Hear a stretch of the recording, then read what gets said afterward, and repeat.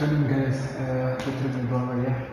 I'm your OHS lecturer, and moving on, we're on page 108. It's activity 9. Goes as follows: identify and explain the successful crowd management techniques in emergency incidents. I have something here on the board. Oh yeah, let me read from the textbook name. A jury determines whether a facility followed adequate and reasonable control measures when facts differ between a plaintiff and defendant. Before anyone is allowed to host an event, like a big event, then the particular person has to have adequate control measures for the event, because without adequate control measures, there might be stampedes, people might step on each other, and you don't want that. And here are some of the things on the board which is needed to control a crowd. Like before you want to host anything of a major event where like a lot of people are going to maybe show up or are going to attend, then they're going to want to know the type of event that is going to take place. Yes, and they're also going to know the surrounding facilities and environment. You can't be hosting major events next to a school. And for the environmental part, they also want to know what are you doing to protect the environment as well. Because at an event, I'm quite sure there's littering of bottles and just a whole lot of littering at an event. So they're going to also want to know, what have you done? Is the surrounding facilities, are schools far away from wherever the event is going to take place?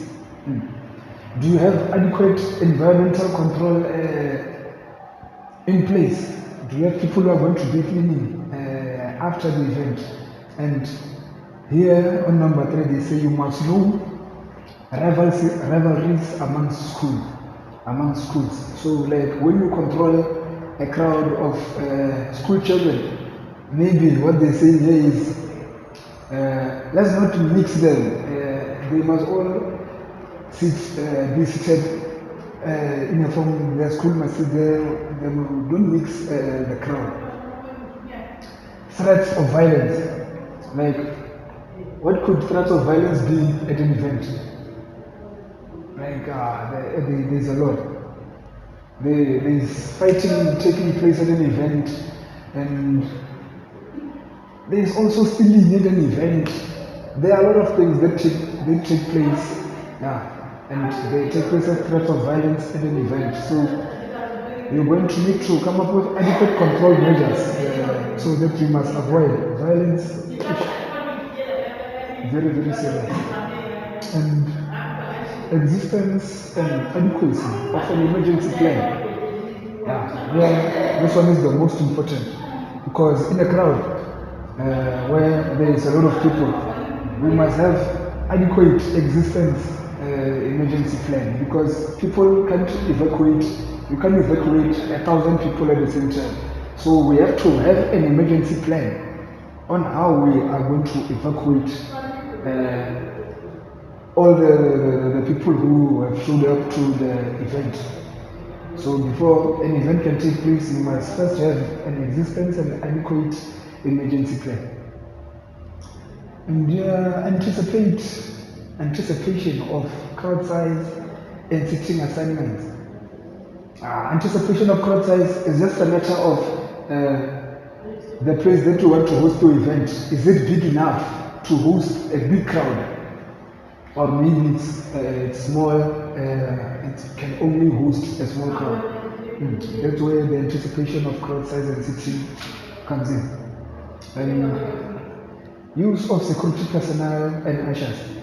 At an event, it's a must. There must be security personnel and ushers to help us control a crowd. Although we already have control measures in place, but these two, our ushers and emergency security personnel, also help us to control a crowd.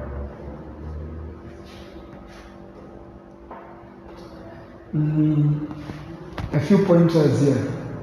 They say a crowd of ticket holders is adequate and its entry into a facility may be controlled by metering.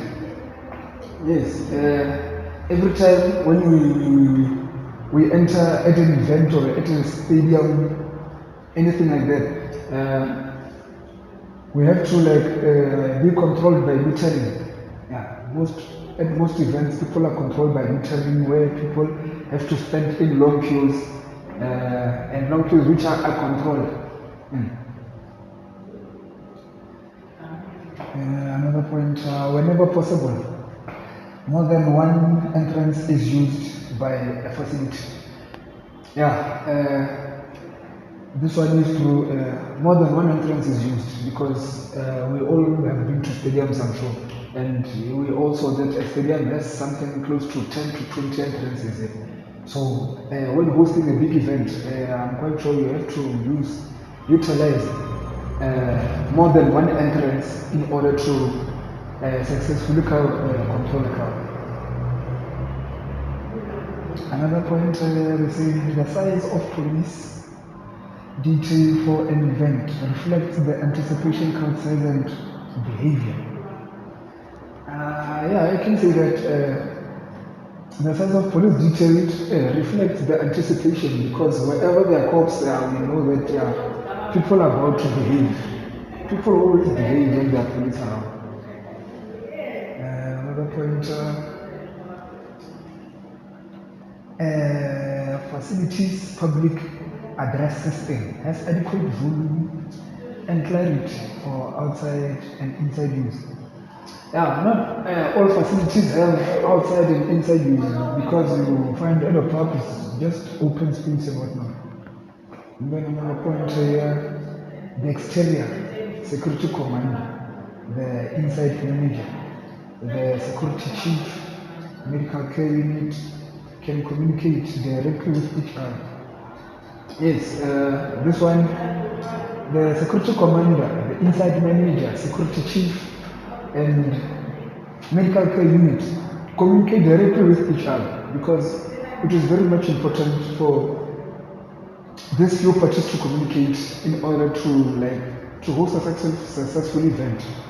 Because I'm quite sure the commanders give feedback to the managers, and the manager give to the security guards, and the security guards to the emergency care unit. Another point, crowds outside a facility or event site are offered the necessary accommodations while waiting. Water fountains, portable toilets, waste buckets, and musical broadcasts. Most of the time when at an event, while we are still waiting to get in, they do sometimes supply you guys with maybe entertainment or of some sort. And under normal conditions, a facility employs one ticket taker per 1,000 patrons. Event tickets indicate which entrance the patron is to use. Like a patron is a gate. One can say. A patron is a gate, and here they say each ticket indicates where a patron is to enter the particular place or the event which one is going to. There are another point, adequacy of crowd control measures. Where they say a jury determines whether a facility follows adequate and reasonable control measures when fact differs between the plaintiff and the defendant. 7 issues that jury considers in ascertaining the appropriateness of crowd control measures. They are the ones on the board, guys.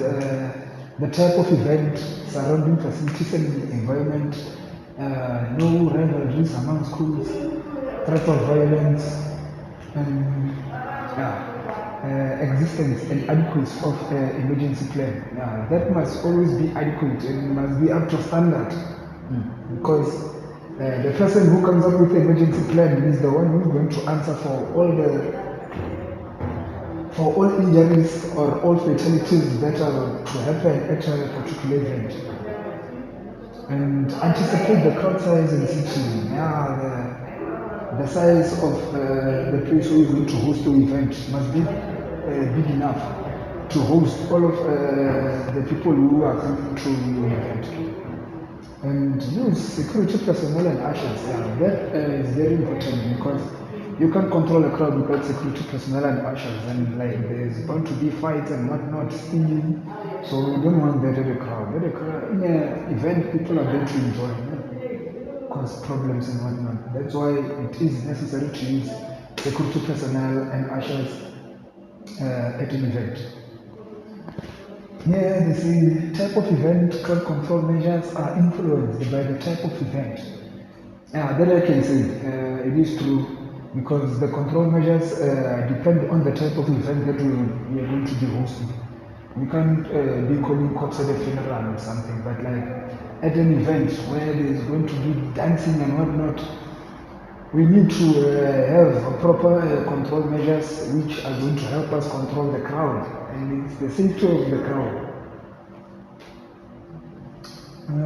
So here they say, example, Lennon and Hatfield's 1980 study confirmed that greater aggression resulted when watching football versus gymnastics. Prudent managers use a greater degree of security and crowd control at aggressive games like football and ice hockey than more passive events like gymnastics and golf.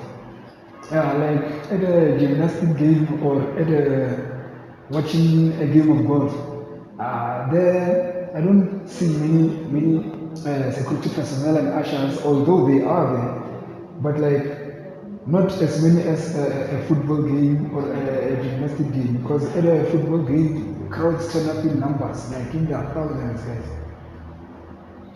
So here, surrounding facilities and environment, the issue of foreseeable as it relates to the immediate environment is also an important part of crowd control. Facilities located in high crime areas are more susceptible to third-party attacks. When you host an event, just do your research properly and make sure that the place is safe. It's not highly rated of like criminal stuff and whatnot. And here they say the third-party attack at one local foreseeable when surrounding facilities have experienced similar attacks.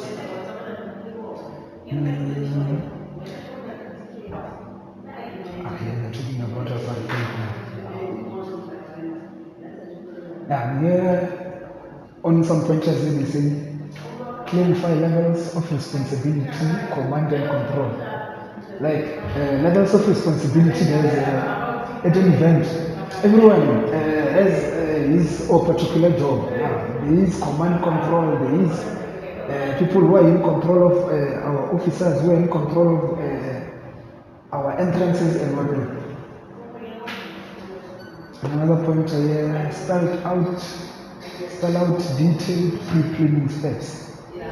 Like pre-planning steps are maybe the steps that we are going to take to ensure that we are going to host a successful event, and outlined the appropriate manner by which operations should be expected, including methods of force, media relations, and subject liaison, and extended on the role of functions and debriefing. Now here they say outline the appropriate manner by which operations should be executed. at a big event, that's why only you see some deaf people, media relations, and the use of force. Guys, that's about it. I think we've reached the peak of our lesson today. Hope to see you guys next time when we'll be moving forward in our unit 3.